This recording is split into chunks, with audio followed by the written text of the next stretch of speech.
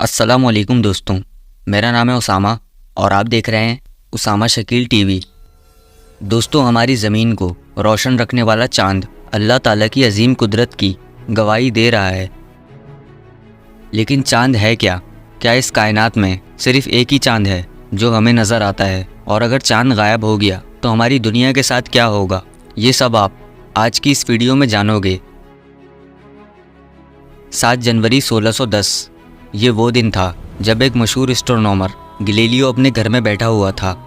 Galileo ने अपने घर में एक टेलीस्कोप बनाया हुआ था जिससे ये आसमान में अक्सर देखा करता था। 7 जनवरी की रात को ये जुपिटर सितारे को देख रहा था और ये देखकर हैरान हो गया, क्योंकि गैलीलियो ने देखा कि जुपिटर के इर्द गिर्द 4 सितारे चक्कर लगा रहे हैं। लेकिन कुछ दिनों बाद इसको पता लग गया कि ये सितारे नहीं बल्कि चांद हैं। ये एक बहुत बड़ी डिस्कवरी थी और हमें पता चला कि कायनात में ऐसे कई और चांद भी मौजूद हैं।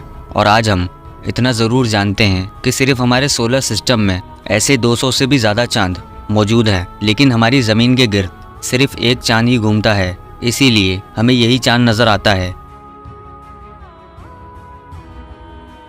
अब जो हमारी ज़मीन का चांद है ये बेसिकली पत्थर का बना हुआ है, लेकिन कायनात में कई चांद ऐसे भी हैं जिन पे गैस और बर्फ़ भी मौजूद है। दोस्तों, चांद की खुद की कोई रोशनी नहीं है, बल्कि ये सूरज से रोशनी लेकर ज़मीन तक पहुंचाता है।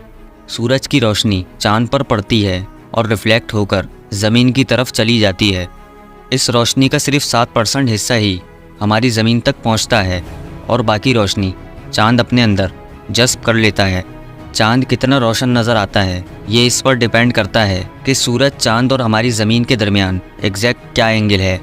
आप अल्लाह ताला की कुदरत देखें कि सूरज, चांद और हमारी ज़मीन मिलकर कितने परफेक्ट तरीके से काम कर रहे हैं। दोस्तों, चांद ज़मीन से 3,84,000 किलोमीटर दूर है, लेकिन क्या होगा अगर चांद अचानक गायब हो जाए?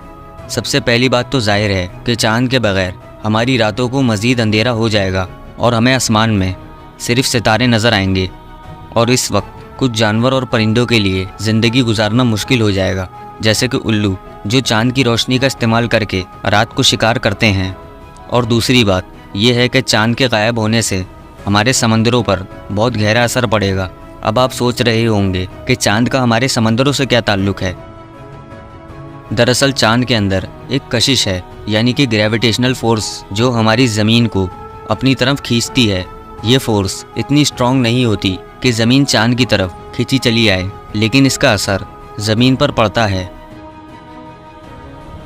अब आते हैं समंदर की तरफ। जब समंदर का पानी ऊंचाई की तरफ चढ़ जाता है तो इसे हाई टाइड कहते हैं, और जब नीचे होता है तो इसे लो टाइड कहा जाता है। चांद इसी चीज़ को कंट्रोल करता है। दरअसल चांद ज़मीन के जिस हिस्से को अपनी तरफ खींच रहा होता है, वहाँ से समंदर का पानी चांद के खींचने की वजह से ऊपर की तरफ चला जाता है, और ये सब चांद की ग्रेविटेशनल फोर्स की वजह से होता है। अगर चांद ही ना रहे तो हमारे समंदरों का पानी बिल्कुल नीचे चला जाएगा, जिससे बेशुमार समुद्री मखलूक़ात ख़त्म हो जाएंगी, और वो जानदार वगैरह जो इन समुद्री मखलूक़ात को खाकर अपना गुजारा करते हैं वो भी ख़त्म हो जाएंगे। यानी चांद के बगैर समंदर में बहुत बड़ी तबाही आ जाएगी। आप सोचें कि अल्लाह ताला ने इस कायनात को किस तरह से बनाया है कि हर चीज़ एक दूसरे के साथ कनेक्टेड है और अपने अपने काम कर रही है। दोस्तों, चांद अपनी ग्रेविटेशनल फोर्स से ज़मीन को अपने एक्सिस पर काबू में रखता है, और इसके बगैर हमारी ज़मीन पर शदीद तेज़ हवाएं चलना शुरू हो जाएंगी, जिसकी रफ्तार 480 किलोमीटर पर घंटा हो सकती है। इससे ज़मीन पर बहुत बड़ी तबाही आ जाएगी। और चांद ज़मीन को बहुत से एस्टेरॉयड से भी बचाता है। बड़े बड़े पत्थर जो ज़मीन से टकराकर तबाही फैला सकते हैं, चांद उनके दरमियान में आ जाता है। यानी दोस्तों, चांद को देखें और अल्लाह ताला का शुक्र अदा करें कि इस कायनात का निज़ाम कितनी खूबसूरती से चल रहा है। और अगर सूरज गायब हो जाए तो क्या होगा, जानने के लिए ये वाली वीडियो देखें। उम्मीद है कि आपको ये वीडियो पसंद आई होगी और कुछ नया जानने को मिला होगा।